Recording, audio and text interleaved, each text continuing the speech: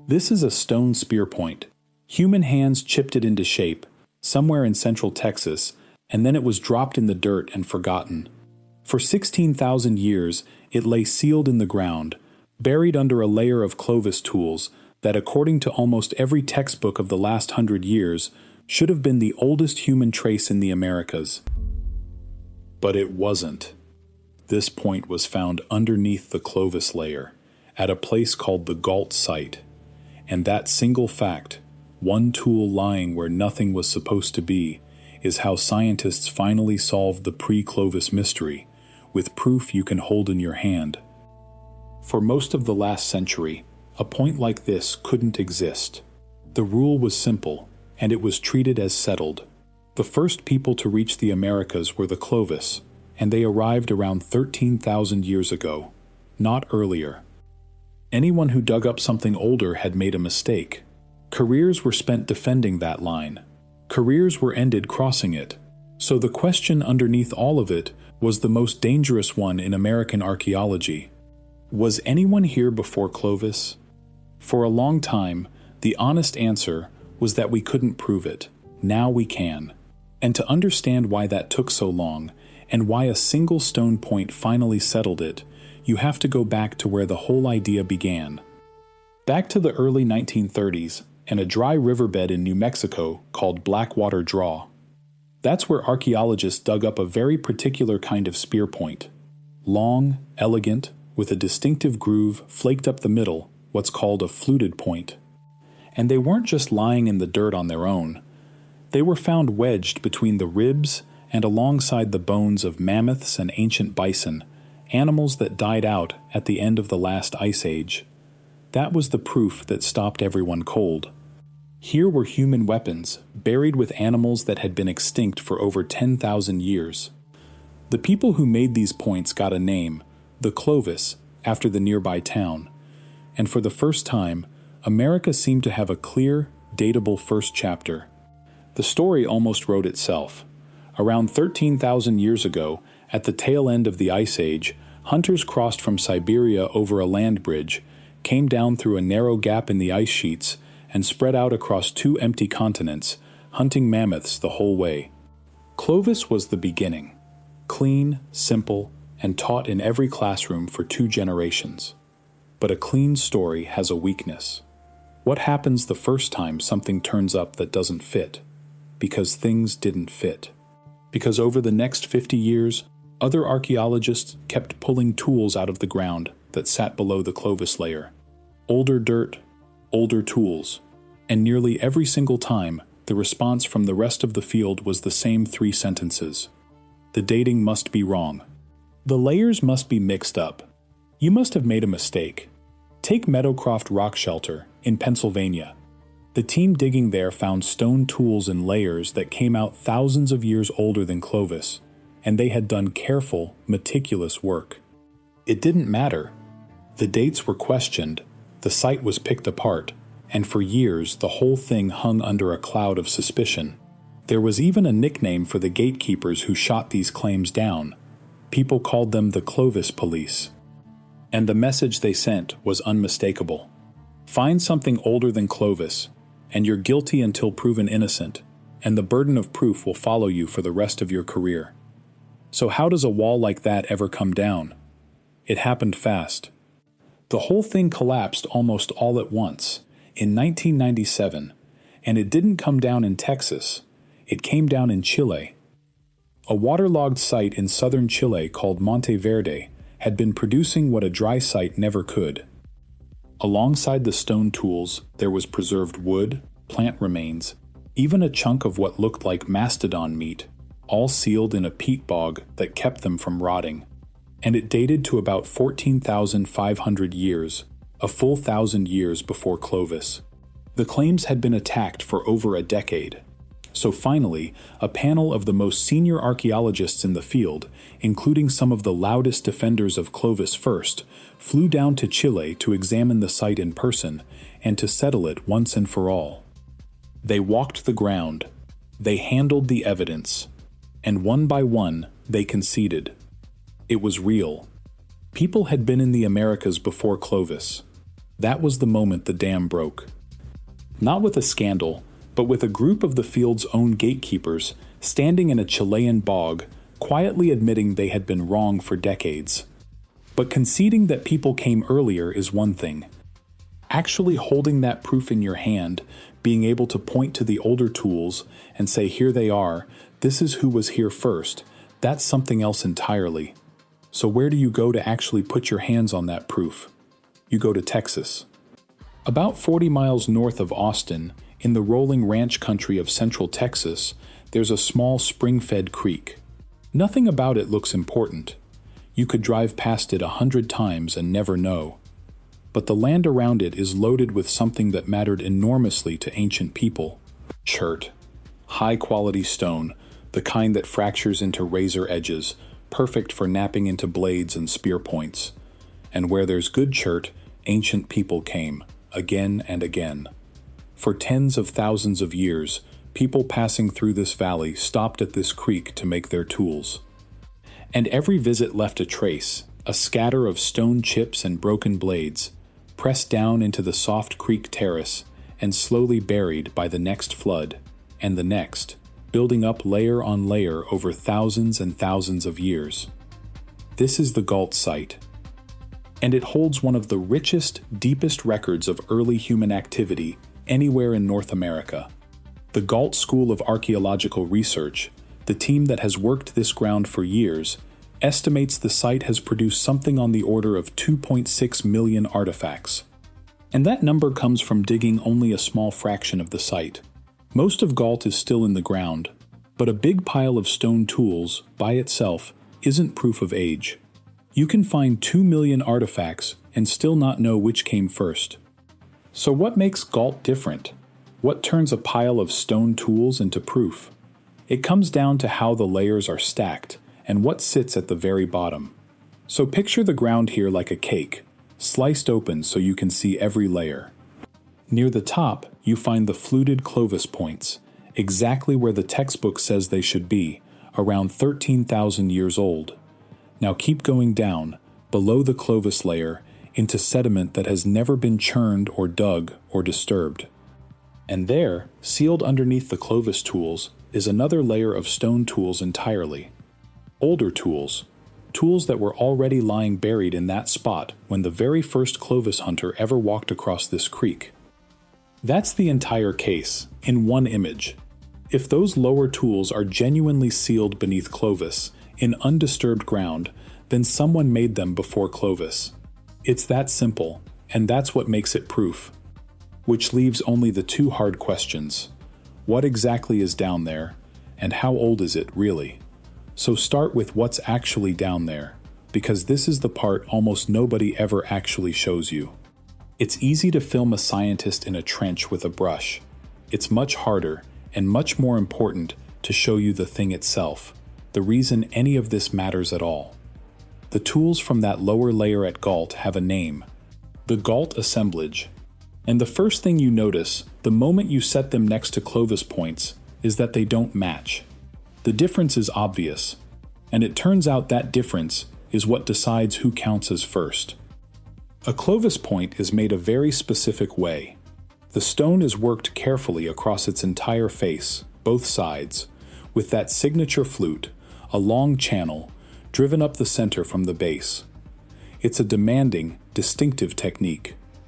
The older Gault tools were made completely differently. They're built around stemmed points, tools with a narrowed base for hafting onto a shaft, and around long, thin blades struck one after another from carefully prepared stone cores. And this isn't a matter of opinion.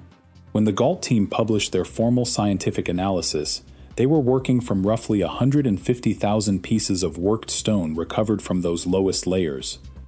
From that mountain of material, they focused in detail on a smaller set, a bit under 200 of the clearest, most diagnostic tools, the ones that could actually answer the question of what kind of technology this was.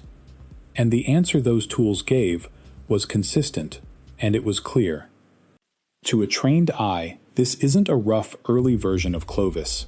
It's a separate tradition, a different toolkit made by different people, using methods that Clovis knappers didn't use. So who were they? And that claim is far bigger than it first sounds, and it's about to get stranger.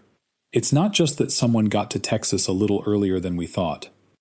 It's that an entire separate population was living here, with its own distinct technology, its own way of doing things, thousands of years before the people we were all taught were the first Americans.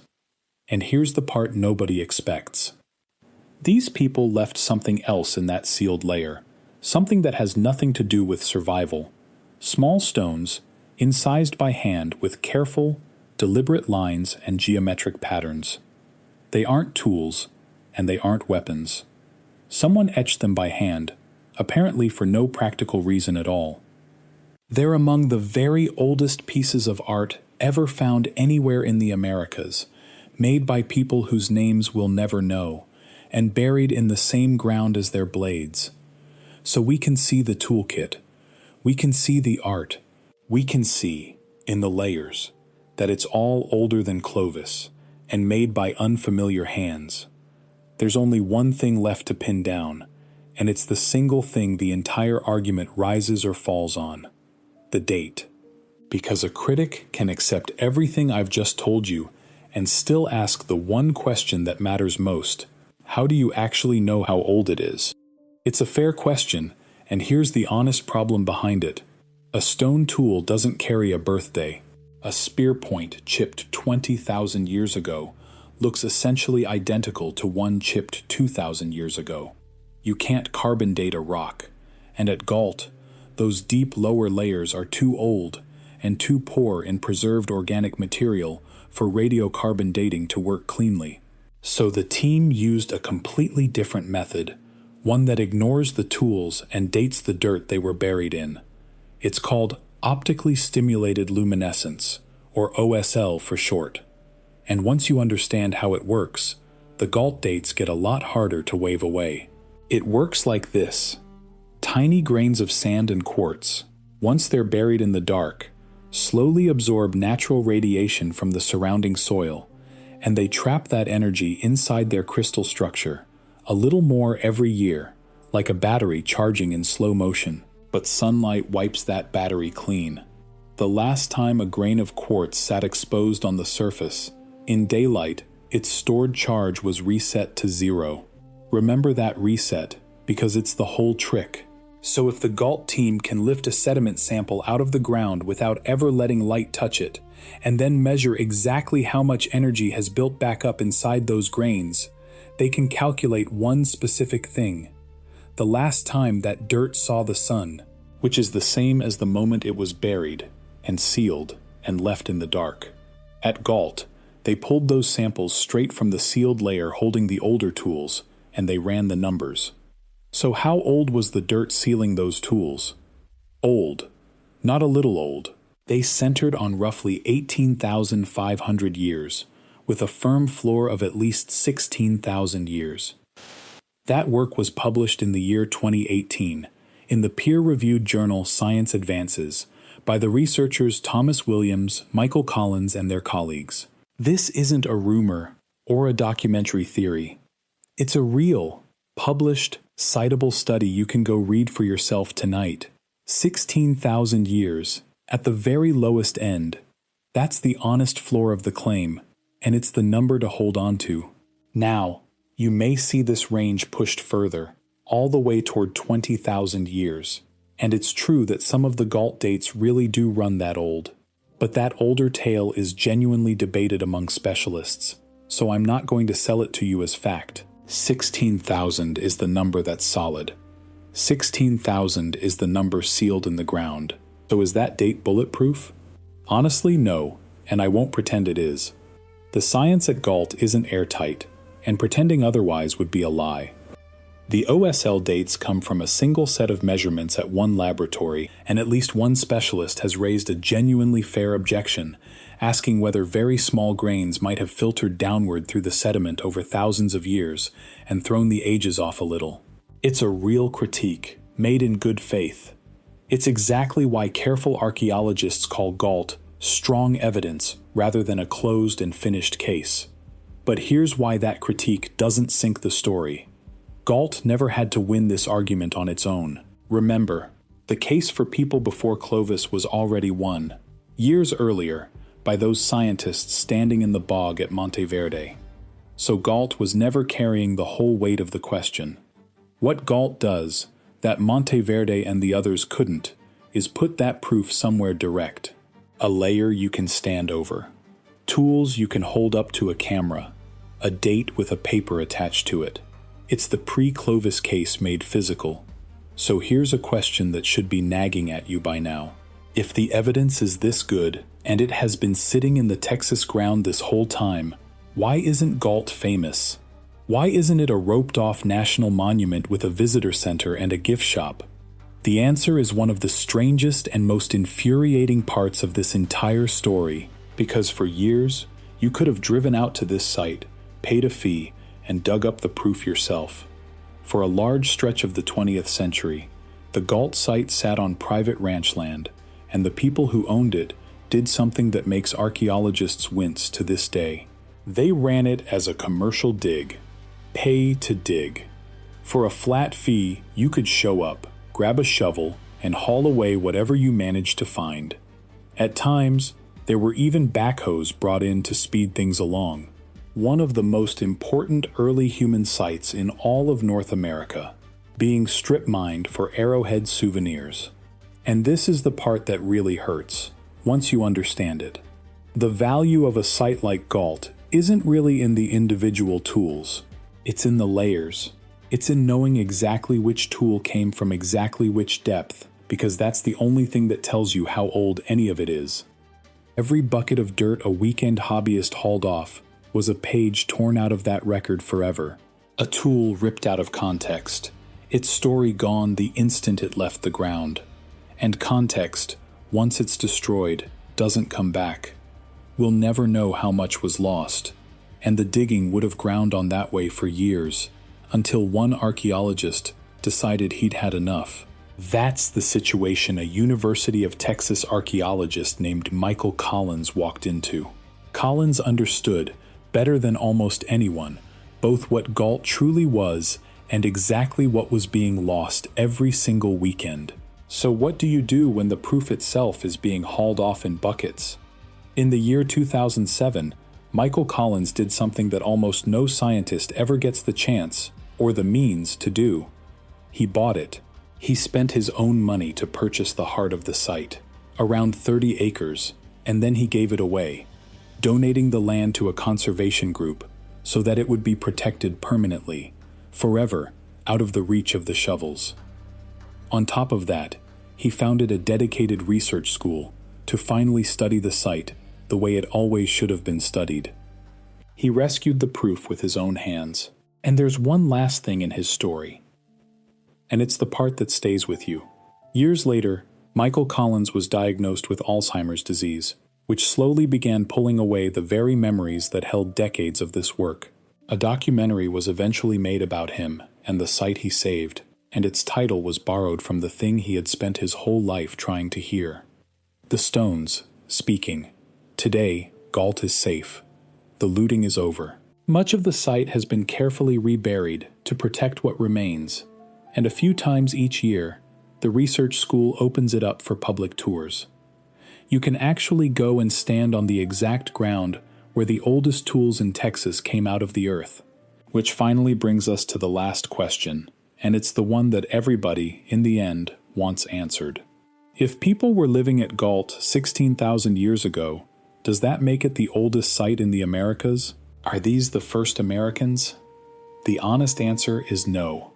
And the real map turns out to be far stranger and far more interesting than any single winner could ever be. Because Gault isn't alone, and it was never the oldest. It's one anchor point in a whole scattered constellation of pre-Clovis sites spread right across both American continents. And when you finally lay them all out on a map together, they raise a brand new mystery of their own. Start with the site that's almost certainly older than Gault, and it isn't even far away. At White Sands, in New Mexico, there are fossilized human footprints pressed into the mud of an ancient lakeshore. These weren't tools that a skeptic could wave off as having shifted in the dirt. They were footprints. Grown-ups and children, walking along a shoreline. When they were first dated, plenty of people doubted the result, so the researchers went back and dated them all over again, using two completely separate and independent methods. And the footprints came out somewhere around 21 to 23,000 years old. That's thousands of years before anyone ever stood at Gault. So is White Sands the real first then? Don't settle on that yet. Then head up to Idaho, to a site called Cooper's Ferry, where archaeologists found stemmed points, the very same broad family of technology as Gault's, dated to roughly 16,000 years. Go down to Florida, to Page Ladson, and there's a mastodon tusk carved with butchering marks, sealed under a river alongside stone tools, about 14,500 years old. And back down in that Chilean bog, Monteverde, around 14,500. There's even a second, separate dig sitting right next to Gault, a few hundred yards down the very same creek, called the Friedkin Site, with its own set of tools found below the Clovis layer. People constantly fold the two sites into a single story, but they're not the same place, and keeping them straight actually matters, because it means this one short stretch of Texas Creek kept drawing people back, over and over, across thousands and thousands of years. Now look at the whole scatter at once. White Sands in New Mexico, Gault in Texas, Cooper's Ferry in Idaho, Page Ladson in Florida, Monteverde all the way down at the bottom of South America. This isn't one group of people spilling out of one doorway on one date. So how did people end up scattered across two whole continents, this early and this far apart? These are sites separated by thousands of miles and thousands of years. And several of them are already older than that famous ice-free gap. The corridor that Clovis supposedly marched down was even open. Think about what that means. If people were already scattered across two continents before the inland route existed, then the inland route can't be how the first people got here. They may well have come a completely different way, down the Pacific coast by boat, working their way along the shoreline, long before any gap in the ice appeared. And here's what all of that adds up to. The question this entire fight was about, whether anyone was here before Clovis, is closed. People were living in the Americas before Clovis. Clovis wasn't first, and at Gault, we can prove it, on screen, with tools you can hold up to the light and a date you can check. That part is settled. What the Gault assemblage really did was crack open a much bigger, wilder question. Not whether people beat Clovis here, but how far back it truly goes, and which route they walked, and whose footprints out there are really the oldest. That question is still wide open, and it's getting more interesting with every single year the ground gives up something new, which brings us all the way back to where we started, to a single stone spear point, chipped by a human hand and dropped in a Texas creek bank 16,000 years ago. For most of the last century, that point wasn't allowed to exist. The story we had all been taught simply didn't have any room for it. So it waited, there in the dark, sealed under the Clovis layer, patient, keeping it secret, until someone finally dug down past the line that was never supposed to have anything beneath it, and picked it up, and understood. The people who made it left no name, no writing, no monuments. They left their tools, their strange little etched stones, and the plain, undeniable fact of themselves, pressed into the ground and sealed away, waiting 16,000 years for the rest of us to be ready to believe them. So, if the ground under Texas was quietly hiding people this far back, and the ground under New Mexico reaches back thousands of years further still, how much older do you think the real story of the first Americans is going to turn out to be? Leave your answer down in the comments. And when you're ready for more lost evidence, click the video on screen to watch more.